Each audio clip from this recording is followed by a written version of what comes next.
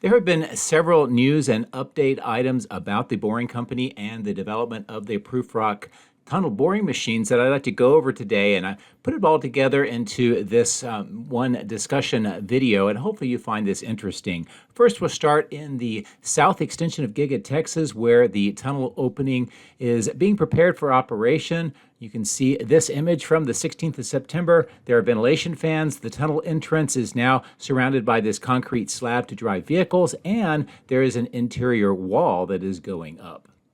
On the west side of the tunnel, many developments are underway. Part of it is the natural gas pipeline that is being installed. They are doing horizontal drilling with a bore underneath the tunnel, and that pipe will go underneath the tunnel to connect to the Sandhill Energy Plant. Also, the exposed surface has been white stained, and with this close-in view, more of the electrical conduit is being installed in trenches and being connected to the existing pipe at the bottom of the tunnel throughout its entire length. And this will provide power for ventilation fans, lighting, and also for the sump pumps that will keep the tunnel dry. Once the tunnel at Giga Texas was completed, the Prufrock 3 tunnel boring machine was relocated to Las Vegas and has been busy over the last 12 weeks creating yet another tunnel. Short video here from the Boring Company showing that process in action. We also learned that the Prufrock 3 tunnel boring machine is going to be upgraded to Prufrock 4 specifications, and that's scheduled by the 30th of October this year. We also found out that this tunnel, in addition to the work at Giga Texas, marks the 15th completed tunnel for the Boring Company.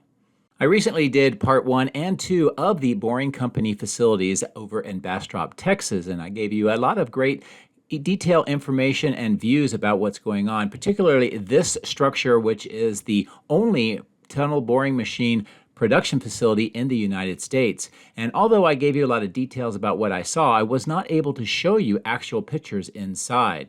However, now with this announcement by the Boring Company, not only do we get a chance to see inside this facility for the first time, but also the development of the Prufrock 4 and Prufrock 5 tunnel boring machines. For more context into what we are seeing in these images, my part 2 went much more in depth about tunnel boring machines and the operations at Giga Texas. I also showed you back in March the Prufrock 4 sticking out of that production facility. Now, we did talk about what they were trying to do at Giga Texas, how they were using this as testing, and also part of the iterative design process, and also their ideas of continuous mining and 0 people in the tunnel. And these are concepts that drive the development of the tunnel boring machines by the Boring Company. And this shows you the tunnel boring machine, the liners, the assembled gantries, and what they would look like within the tunnel. And that's what we're seeing in these images.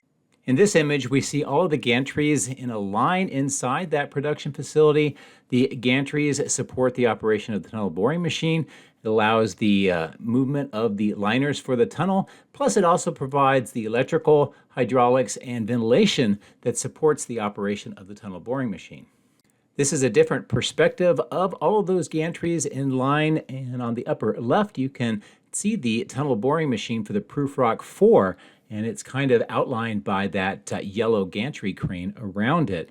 Now, also we can see in the upper left is the screen, and I'll throw up an arrow here. That is the cutting head for the Prufrock 5. And this is great to see because the Boring Company, just like SpaceX and Tesla, is trying to use the rapid iteration process, and that applies to their tunnel boring machines as well. I'm glad to be able to give you these 2 views, and you can get a much better idea of what inside this production facility looks like than what I was able to give you earlier in part 1 and 2 of my series. So I hope that you found this helpful and informative.